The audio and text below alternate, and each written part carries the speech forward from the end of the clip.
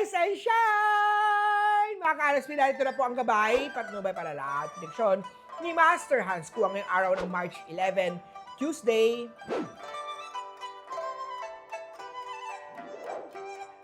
Para sa mga pinanganak ng Year of the Rat, ang simpleng effort ay magpapakita ng sincerity mo. Usapang pera naman, ang pagtitipid ang magbibigay ng peace of mind sa gastusin. Orange at 1.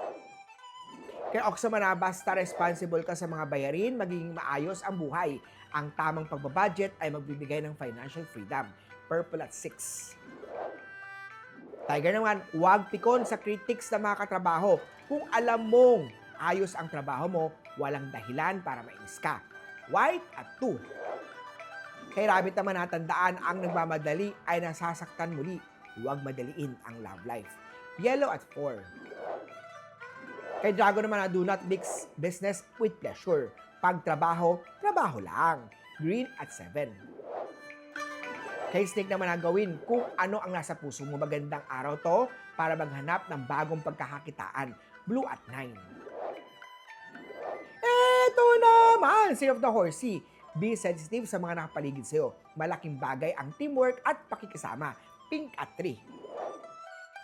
Sa Goat naman, may money spending problem ka. Handle your money wisely. Gold at 8. Kay Monkey, do your best na huwag pansinin ang mga naninira at mag-focus lang sa good thing na nangyayari sa buhay mo. Brown at 5. Sa Year of the Rooster naman, maaaring magkaroon ng aksidente o theft. Mag-ingat, lalo talamak ang hold up at kidnap sa panahon ngayon. Purple at 8. Kay Dog naman, matumal ang kita sa trabaho at negosyo, gumastos lamang para sa mahalaga. Ipon muna bago luho. Gray at 6 ang swerte kay Year of the Dog. At kay Year of the Pig naman, nabitiwan na ang relasyon kung ang partner ay nakatali na sa iba. Huwag maging rason para makasira ng pamilya. Gray at 6. Huli po, ito po yung mga gabay, patnubay palala at prediction lamang ni Master Hans Kua.